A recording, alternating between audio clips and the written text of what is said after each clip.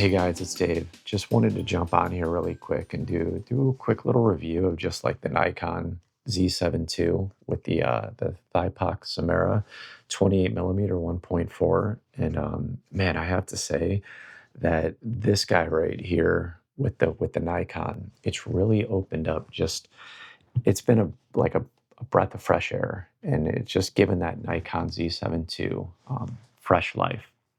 I've typically been a fan of Leica lenses and just the way they render with like colors and just the smooth roll off that they have. Yeah, just the characteristics and initially I got into the Nikon world. A little bit maybe was obviously like price point. Like if I could have gone Leica, full blown, I probably would have jumped into that route.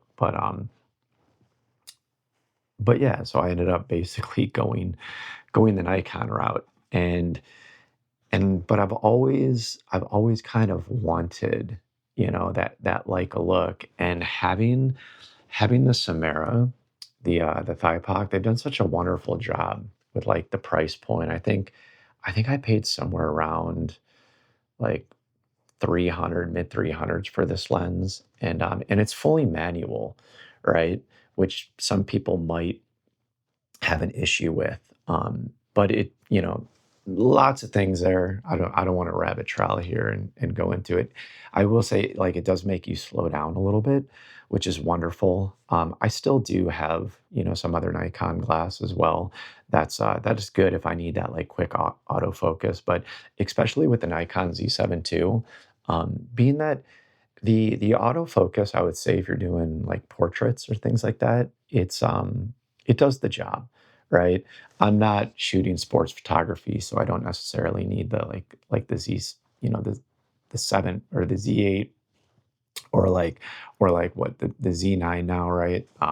So if you're in the market and you're looking for something that has great detail and rendering, I think this is a good combo, honestly. The Z7 II, I feel like people just kind of forgot about it or maybe went different routes because like the autofocus complaints on it. Honestly, for the way that I shoot, I don't think it really matters.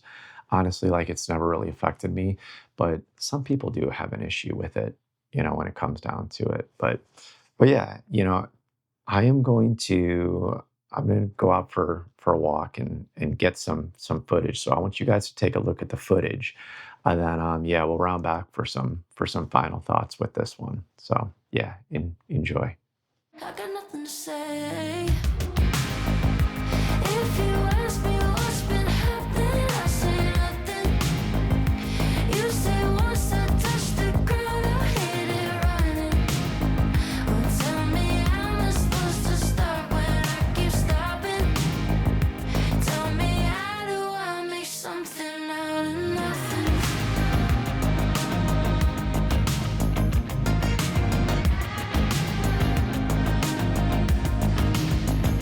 What was mine is in the middle of being a memory left behind. Yeah, every time cuts me, I'm still surely bleeding out the moments I didn't breathe in. If you ask me what's been happening, I say nothing. You say once I touch the ground, I hit it running. Well, tell me how am I supposed to start when I keep stopping? Tell me how do I make something out of nothing?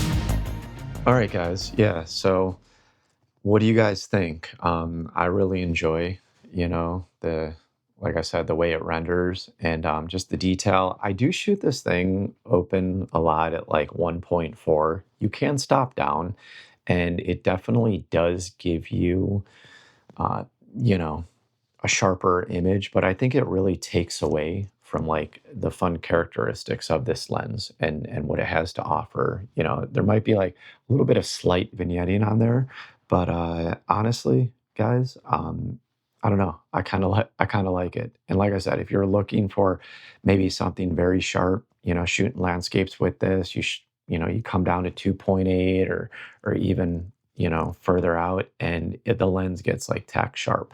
But for the examples that I shot in the video, I just kept it at the 1.4, just so you could really get a just like a taste for the character of the lens and yeah, and just what it has to offer, even with just shooting like cityscapes or different things. So yeah, my final thoughts though is it's a great combo. Honestly, it's given like new life and new inspiration. So if it's, you know, here we are at 2026, I know like the Z7II, you can find it used or even new for what, like still around like I think $1,900 or even maybe used like 1,500. So if you're just getting in the market and you want that like a look, I think this combo right here is it's amazing. It's amazing. Like I said, it's given fresh new light to the photography, and I would highly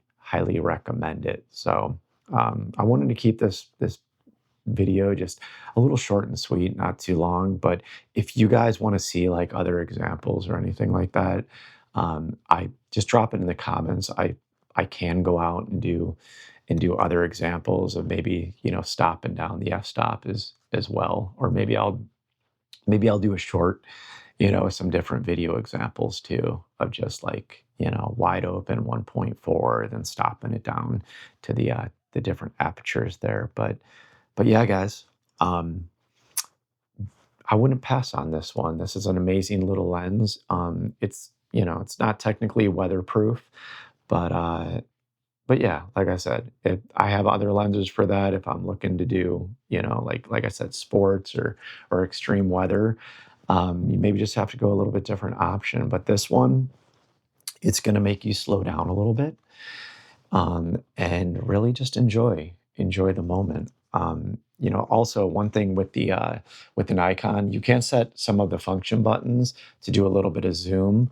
It does not have like I think the Z8 and the Z9 when you're doing the autofocus, it will do the aerial autofocus for the eye. I think on the Z8 and higher. But like with this one, it doesn't offer you the ability to have the eye detection like while you're focusing and then it turns green. But you can just set your focus points, punch in your zoom, do your quick adjustment, and then, you know, capture the shot that you want.